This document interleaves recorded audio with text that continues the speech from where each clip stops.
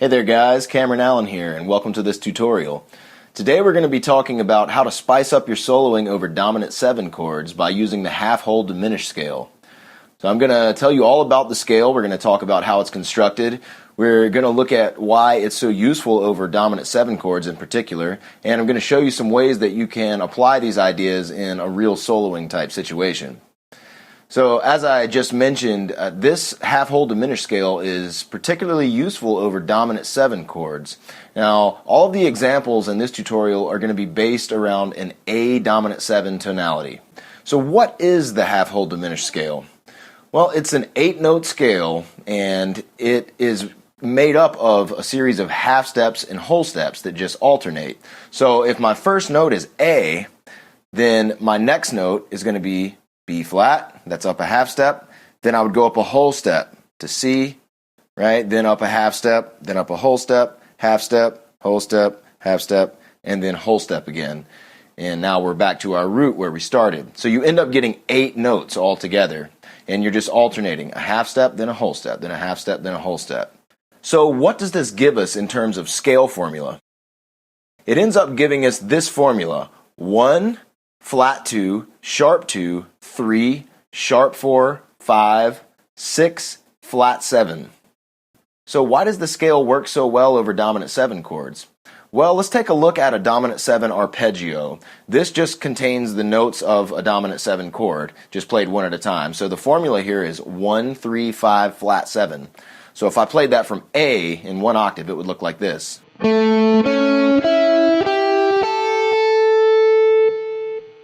So let's compare the formula of a dominant 7 arpeggio to the formula of the half-whole diminished scale. You'll notice that we have overlap here. We have the root, of course, and then the major third, and then the fifth, and the flat 7. All 4 of those are also part of the half-whole diminished scale. So we have 4 additional notes now. Now, it's very common to add the flat third to lines that are based on a dominant 7, particularly in like bluesy type playing or blues influenced styles of playing.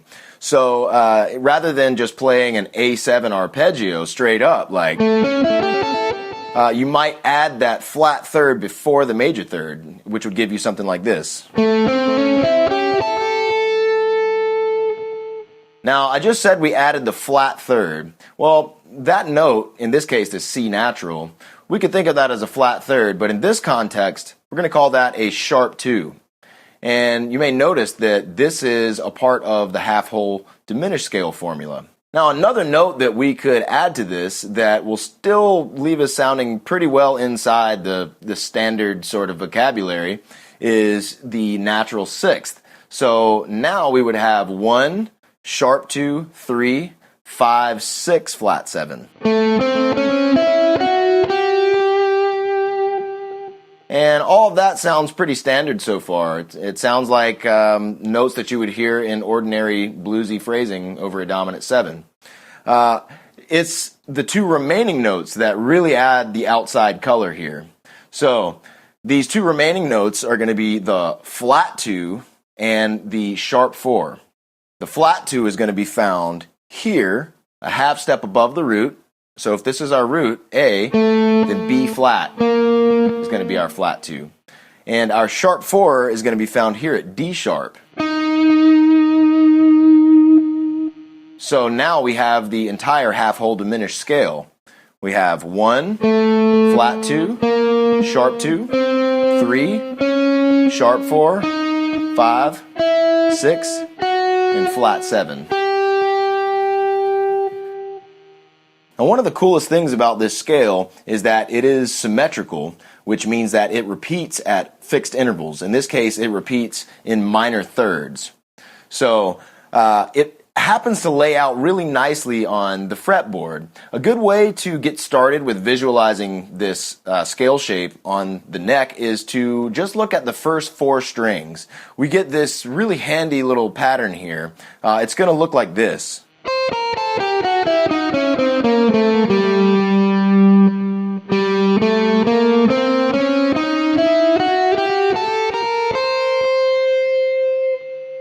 So in this case, we're playing the 8th fret, 6th fret, and 5th fret on the first string. Okay, then we're going to come to the next string and we're going to play the 8th fret, 7th fret, 5th fret.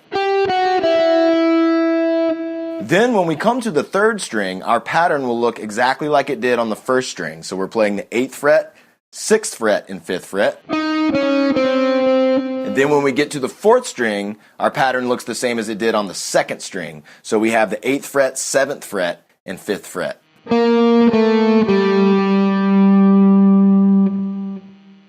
Now, when I said that this repeats up in minor thirds, that means that this exact shape that we just played here, starting from A, could also be moved up on an entire minor third, and it will look exactly the same. And it will contain all of the same notes, now just in a different order.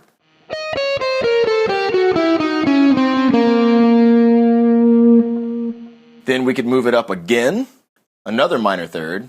So now our first finger would be on E flat.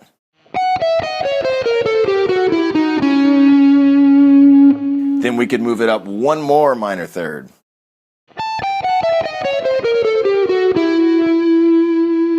And that's giving us the exact same scale, the same notes, just starting and ending in a different place. So let's look at some of the patterns that are embedded within this scale. So we have 4 major triads. We have the A major triad, a C major triad, E flat, and then one more minor third, which is F sharp. So we have these 4 major triads, and we also have those same 4 minor triads. So we have A minor, we have C minor, E flat minor, and F sharp minor. And all of those come from this same scale. So one really nice way to get started using these triads is to isolate one of the triads and add a minor third to the top of it, like so. So if I have an A major triad in first inversion, I would play C sharp, and then E, and then A, like. But now I'm going to add the flat third, or the sharp 2, above it, like this. Then I'm going to come up a half step, now to C sharp in this case, and this is going to be the 5th of our next triad that we're going to come down, and that is F sharp. So we're going to come down an F sharp major triad. So again, we went up an A major triad, added a sharp 9 on top, and then went up one more and came down an F sharp major triad. So we can do that same sequence that we just did up a minor third now. So rather than starting with an A triad, we're going to start with a C triad. And we're going to play the exact same pattern that we just did. We're just going to start up a minor third. So it's going to look like this.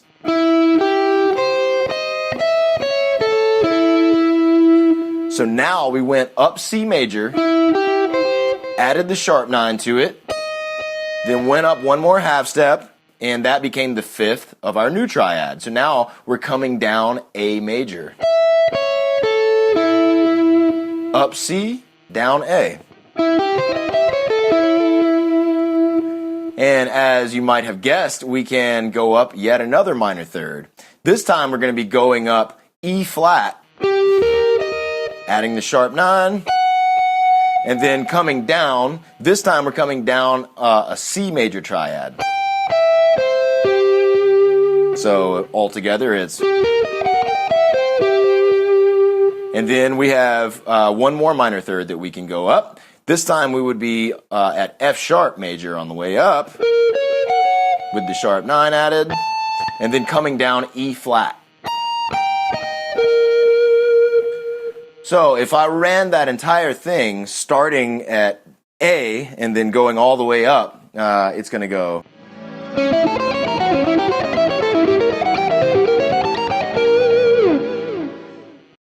Now we can do something similar in a descending fashion using the same triads, but only with a slight little adjustment. So now we're going to start in the higher area of the neck because we're going to be moving down this way.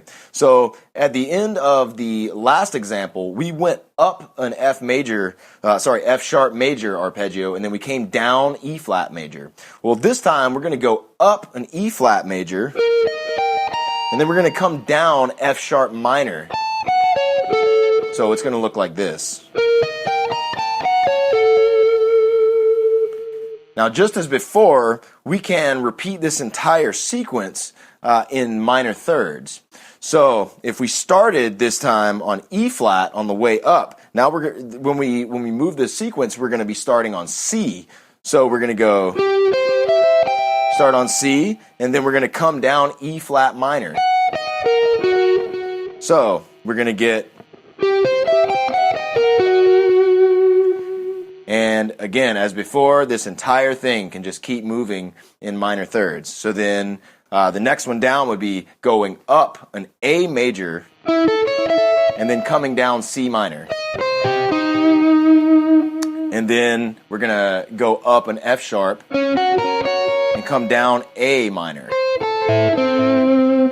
So all together we're going to get.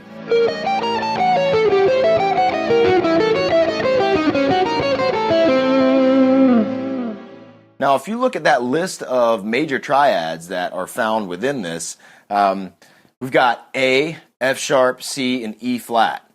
Well, there are two pairs of tritones that are found within this, and this is actually really useful. So the A and E flat are a tritone apart, and the F sharp and C notes are a tritone apart. So when we isolate either of these triad pairs that are a tritone apart, we get some really interesting patterns that open up to us on the fretboard. So to start out with, let's take a look at the F sharp and C triads. So if we play the F sharp triad in first inversion, which means the third is our lowest note, starting at the sixth string, we would get.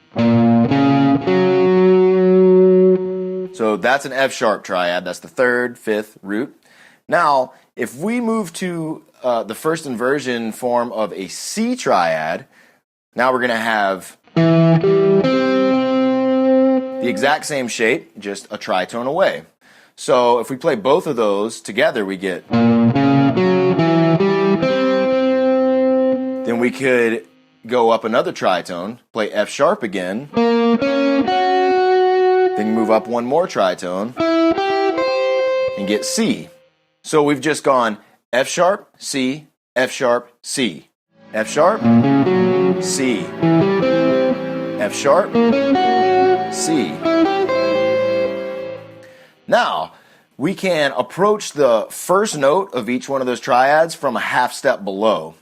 So remember that each one of these triads that I mentioned that belong to this scale, there's a major form and also a minor form of those triads. So if we're playing a first inversion triad, as I just said, that means that the major third is the lowest note that we're playing. But we also have that sharp 2 note, which will look the same as a flat third. So that means we can play both of those notes. So what we can do now is we can approach the first note of each of these triads from a half step below, because that note is still part of the scale. So rather than playing, we're going to play, we're going to slide into it like that. So then we're going to do the exact same thing for the C triad. Then again for the F sharp. Then again for C. So all together.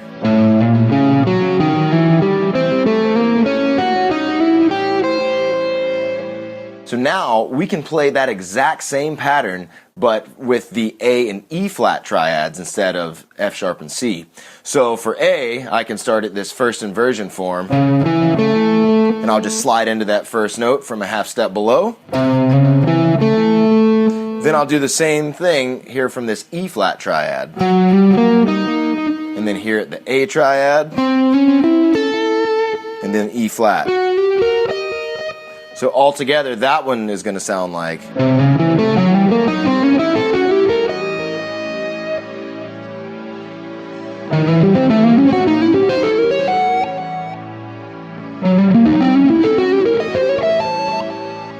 Now, another cool thing that we can do with these triad pairs that are a tritone apart is we can take the notes of the two triads and combine them to form a 6-note scale that's pretty useful. So let's look at the A triad and the E flat triad. So A contains the notes A, C sharp, and E. E flat major triad is going to contain E flat, G, and B flat. Now, if we put all of those into one octave, we end up getting this scale that's going to have A, which comes from the A triad, then B flat, which comes from the E flat triad, then C sharp, which is from the A triad, then E flat, which is from the E flat triad, then E natural, which is from the A triad, then G, which is from the E flat triad.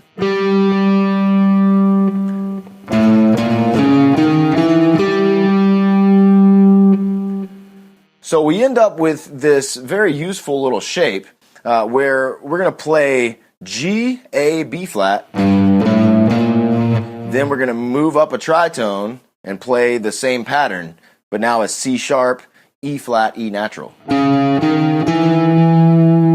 Then when we move up another tritone, it's exactly the same as it was when we started.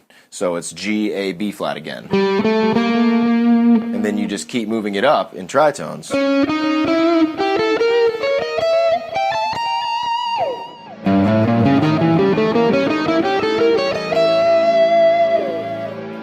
That's going to work from C as well. Or from E flat, or from F sharp. So from E flat you would have, from F sharp you would have,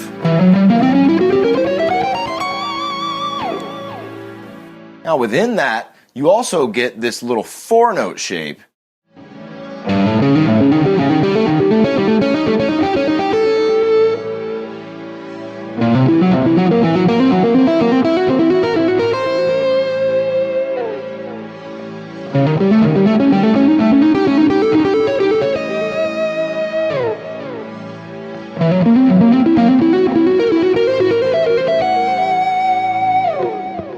There are also dominant 7th arpeggios from each of those roots that are found in this scale too. So if we just take like one octave of an A dominant 7 arpeggio starting on the flat 7, we might get a shape like this.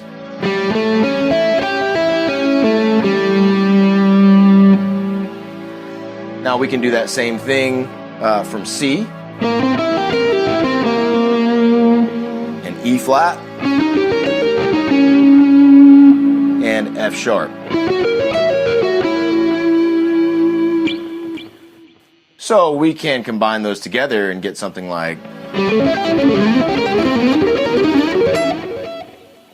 Another cool little pattern that I like to use that's found within this shape goes like this. So here we've got G, C sharp, F sharp, A, and C.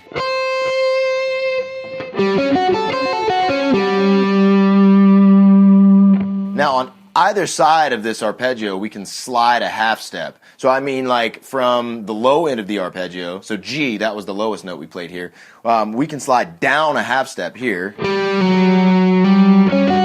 Now when we get to the top of our arpeggio, to the C natural, we can slide that up to C sharp.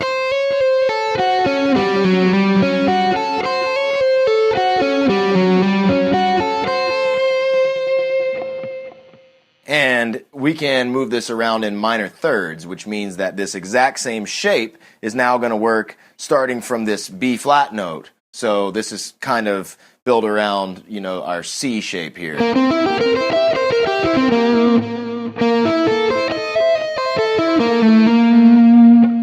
So we could move it up another minor third. and one more minor third as well.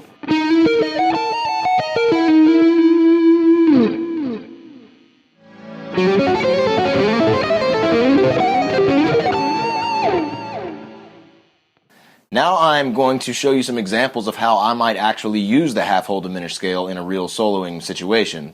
So the following examples will be played over a backing track that's based on an A7 chord. And for some of these, I'm going to only play notes that come from the half whole diminished scale, but sometimes I'm going to start by playing something that's based more on like a standard approach over a dominant 7 chord. So by that I mean, like, I'll be playing phrases that are based on a Mixolydian kind of scale, or a Dorian scale, or a blues scale, or pentatonic minor scale.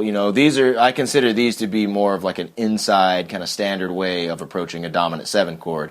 Okay, so then I'm going to use the half whole diminished scale to kind of make the line more interesting and to add some tension into the line, because you get some of those outside colors in there when you use this scale. So I'm going to use that scale to create that tension, and then I'm going to resolve it. So this is going to allow me to kind of create some drama in my lines, and it just makes the whole thing sound a lot more interesting. It makes it a lot more fun as well. So here we go.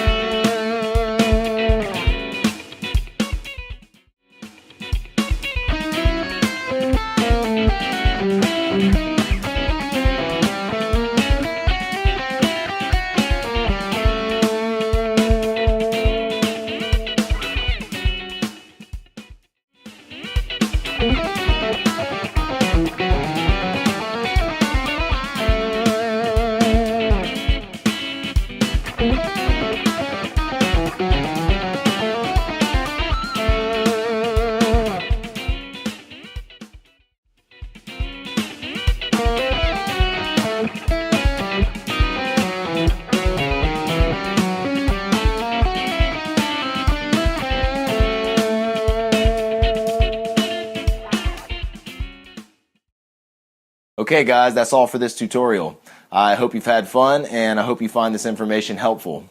So remember, like always, to take this stuff and learn it and then try to modify it and turn it into something that's really uniquely yours. So there's nothing wrong with learning licks verbatim and practicing them that way until you kind of get them under your fingers. But then at that point, you'll really want to practice playing into and out of these lines and phrases in a way that feels natural, in the way that you already play. And that is really the key to making it sound like you. So remember all of the theory and the scales and the triads and the patterns that we're learning, all that stuff. It's really like the alphabet in a language, right? It's the building blocks. And so you got to learn that stuff, but you really kind of get control of it when you can start using it to express your own ideas. So remember, that should always be the priority, is to make this stuff yours. So with that said, I will be back very soon for another one, but until then, cheers. We'll see you next time.